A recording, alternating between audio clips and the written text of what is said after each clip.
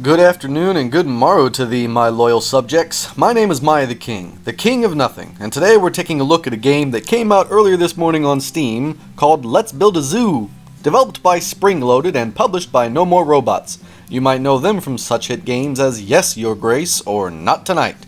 You know, the ones that are pixelated, where in one you play as a king making drastic decisions and in the other one you play as a bouncer at different nightclubs. Good games if I remember correctly.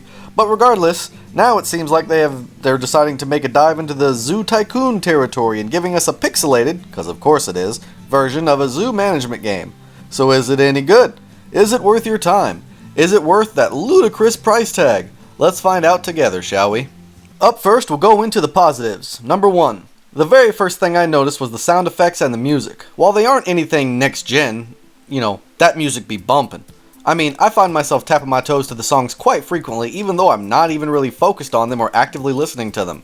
So the music is done really well. And as for the sound effects, well, they're pretty spot on as well. The animal sounds, they sound as they should, but in a pixelated version, along with all the other sound effects. So yeah, had to make special mention of it. Number 2, the gameplay. Now I wanted to make special mention of this because there are several things within this gameplay that sound really unique and interesting. First off, the actual gaming mechanics feel about right. You can click and hold to pan the screen or use WASD, but you can also zoom in super close or zoom out super far. The game's mechanics are fairly simple as long as you aren't afraid to read and pay attention, and there are even choices, decisions that you can make that affect your park. Be the corrupt zookeeper who takes bribes and tricks customers by painting a goose to look like a peacock. I'm not even kidding, that's a real thing that happened to me. Or be the honest man and don't fall into the corruption. Gain popularity by doing certain things and making certain choices, and that here is just really a fun, nice idea that wasn't needed but is greatly appreciated. But that's not all I wanted to make mention of. The game allows you to do DNA splicing, so you can put a cow and a chicken together through some voodoo black magic, I assume, and create something called a chick cow, I don't know, but it looks absolutely hideous. I mean, look at this thing. What the hell even is this thing? What an abomination! But anyway, they got a lot of really freaky things here, and they claim you can bind them together to get over 300,000 different variations. So let your inner mad scientist loose and have some fun. Number 3. The game's charming graphical detail. Yes, I know it's pixelated, so you're not going to get the best looking game ever, but the pixelated graphics work really well here. I mean, having a nice giant zoo with all kinds of randomness to it is rather exciting and fun, and these graphics just complement that particular style and theme of this game so well that it's hard to look at them negatively. It's not too bright, it's not too dark, it's detailed enough for you to get a good understanding of what you're looking at. I mean, let's look at the abomination again. You could definitely see where the cow parts begin and the chicken parts end, even in pixelated form. So yeah, that'll be my example, right there. That thing right there. Ugh. Number 4, the game mechanics are rather smooth overall. The game isn't too complicated, but it isn't super simple either. You can go in-depth and really pay attention, or you can kind of just half-ass it. Either way kind of works, which is good for me when I look at these casual simulator games. It goes in-depth enough with your stats and workers and whatnot. It even does things in an intelligent, common-sense kind of way that we may ask ourselves, why hasn't anyone done this yet? Like, they allow you to buy extra buses to help transport people to and from your zoo. If you want to hire someone, you need to put out the call and request people, use social media or job searching websites, and then, when you get in a bunch of applications, you have to pick and choose which one you want to employ. But they keep it simple by simply stating how good an employee will be on a 5-star system. So while it's complicated in finding the right employees and looking for one, it's also simplified in other ways. Basically, the game gives you exactly what information you need, but doesn't crowd you or risk confusing or overwhelming you by keeping some of the more pointless information out of it. Like, I don't need to know the guy's birthday, last name, hobbies, favorite animal, height, or any of that other useless information. Just friggin' tell me how good he is at his job, and a complicated yet simple 5-star rating. Is that so hard to understand? Number 5. The game is pretty smooth. I guess that's to be expected considering what you're looking at here, but it's a smooth gameplay. It never crashed, never froze, never any screen tearing or anything weird like that, never glitches or anything like that. I mean, I know that that's kind of one of those things you're looking at probably thinking, well, it should be or it's obvious or whatever because it's just a simple pixelated game, but, you still got to take notice of these things. The game never crashed, started up well, didn't have long loading screens, and it never lagged or did anything weird like that. So the stability is the 5th point, just saying. Alrighty then, that's all the positive points I got. Now we'll be moving on to the negative points. So make sure you stick around just in case that one thing that super irritates you finds its way into the negatives, alright? Also, if you wouldn't mind a bit of self-advertising, I'd like to humbly request to all of you wonderful viewers out there if you would be so kind as to lending me your aid. What aid can you render to me, you may ask? Well, that's simple. My channel needs your support. It's starving, and without enough likes or subscriptions, it'll die out. So please, don't let another hungry YouTube channel die in vain. Hit that like button, hit that subscribe button, and leave me a nice comment. Each little thing you do costs you nothing, yet it'll feed my starving channel. So please, think about donating a bit of your time and help a young, small YouTube channel survive another day. Thank you. Also, if you're feeling super generous, then please hit that bell and maybe share the video. Thanks again. So now on to the negatives of the game. And the very first one I noticed was that price tag. I mean, wow, holy jeez, $20 for this pixelated game? Are you serious? Why? It's because those other games are $20 too, right? Right? But you know, where those games were actually offering something new and different that hadn't been done before, this game is doing something that's been done 1,000 times. Maybe not the right call there. But honestly, it's a bit dumb for them to do this. Wanna know why? Because there's another game on Steam right now called Zoo Tycoon Ultimate Animal Collection. It's a Zoo Tycoon game too, also for just $20. Yet it's got far better graphics and looks to be worth far more than this game, but for the same price. It's also been released longer, and they've been working with the fans and the consumers to try to edit the game and make updates to the game so that it works better and helps people. So why would these guys do this to themselves? Why try putting yourself up against a clearly better version of a Zoo Tycoon game for the same price when you could very likely lose out on a lot of sales? This game should be $15 at most, and even that might be pushing it. Why, you ask? Well, that's simple. Because it's super pixelated. It's not the best quality game, and I'll go into that later, but for $20 and I get this when that other game exists? Yeah, not so sure about this one, guys. Number 2. The game is a bit badly designed in certain aspects. For instance, you can build roads almost anywhere, and that can get a bit confusing sometimes. I built this road here thinking people could walk on it, but no, it's actually under the fence of the pen for the animals, so why can I build it there at all? It's confusing. You can't build things attached to it, except for other roads. The game isn't very clear about the click and drag to building certain things. To build roads, it's click and drag, but to build a pin, it's just a click. Also, clicking on a road after it was built while trying to build another road will delete the old road. Why? Why not just make it a different button instead? And that's not all. The text is so squished together and small that sometimes it makes it really hard to read. It's not even bold. But the words that your guests say randomly, or the sounds your animals make randomly, they're boldened. But again, why? Why make those useless things bold and the useful text that I need to read not bold and harder to read? It was just a bad decision, I think, and hopefully they can switch that around. And the game is kind of filled with just minor things like that, like things that they're not really a big deal, which is why I'm not putting them more on the negatives list, because I wouldn't be able to mention them all, and a lot of you out there probably won't think of them as that big a deal, but it's just like small things that don't really make any sense. I mean, it's irritating, and you can work around it, and you can get used to it, but, you know, when you first play it, it's just a little bit annoying, like trying to build your pin, and then it wants you to build your gate, but it's not telling you that it wants you to build a gate, and you just have to trust what it's doing.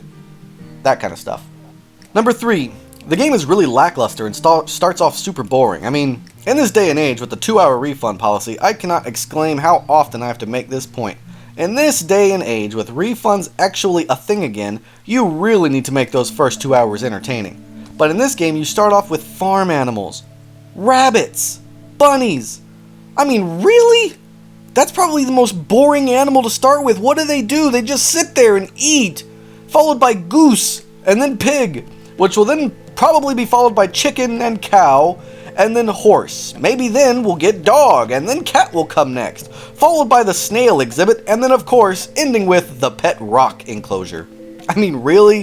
Is this legitimately happening right now? I was so bored the first couple of hours playing, just dying to get some interesting animals, but man, time after time they introduced new animals, it was just another farm animal. It's so disappointing. And so you're going to have to slog through a lot of boring to get to the good stuff, and God only knows how long that's going to take, so keep that in mind. Number 4, that tutorial though. Okay, so I always have to make mention of a tutorial, either good or bad. I just don't really have a choice at this point. Video games of today have forced me into this. So I now have to take a better look at such things, and unfortunately, the tutorial here is lacking. They try to add it into the gameplay like I've been suggesting in other videos, but it doesn't really work too well here, which isn't entirely their fault. It's just because the game was designed a certain way. It's just going with that bad mechanical design I was mentioning earlier.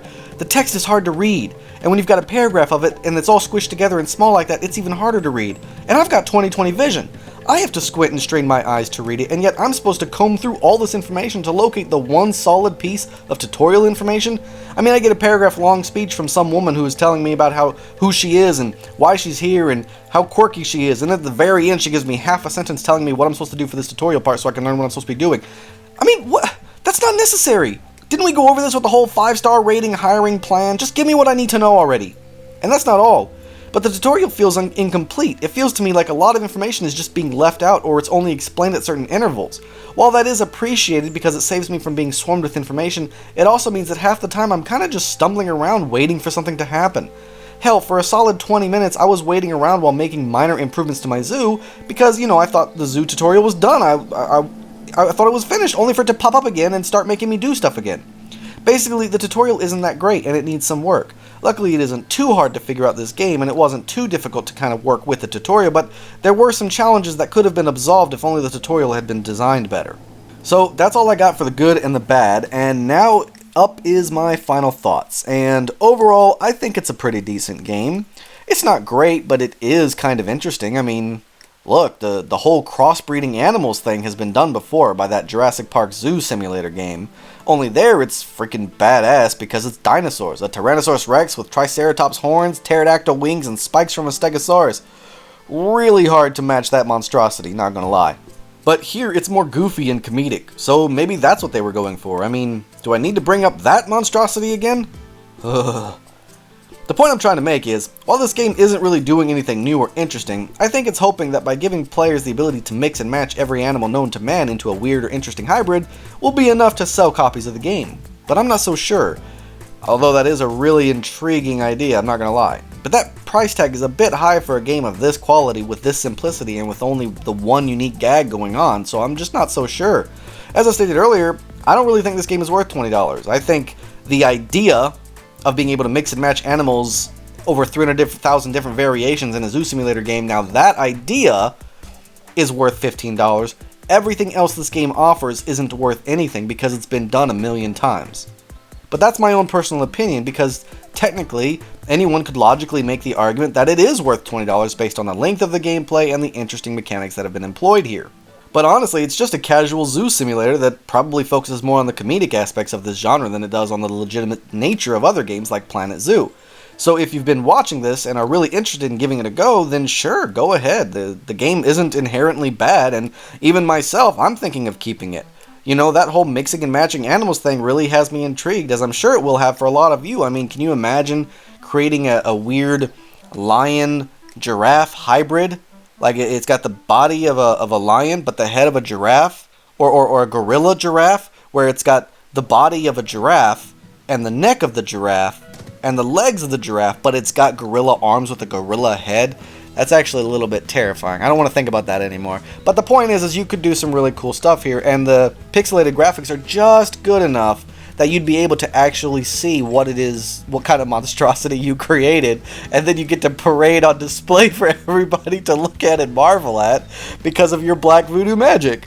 But if you're short on money right now and looking for a great zoo game that's a little more realistic and a little bit of a better quality and something that you can actually dedicate some serious time to, maybe really work on getting invested with, then, you know, you'd probably want to look elsewhere. Zoo Tycoon Ultimate Animal Collection is a great example, so if you're looking for something a bit more serious and a bit just overall better in quality, I would definitely go look for that game. But overall, here, the game is decent. It's a little fun, just really slow in the beginning. It's got some really interesting ideas with a unique game mechanic, and it's got the length to keep you entertained for a while. But it's not going to be anything super next generation or out-of-the-box thinking kind of game. What you see is what you get. So what you're seeing in this video is what you're going to get. Alright everyone? But I hope I was able to help some of you out there to spend your money wisely. If you have any questions or concerns about the game at all, then please let me know in the comments below, and I will do my best to respond in a timely fashion. Don't forget to support me and my channel by liking the video, leaving a comment, sharing the video, or hitting that subscribe button. Thank you all so much for watching, and I can't wait to see you all again on my next adventure. So until then, I bid you all farewell.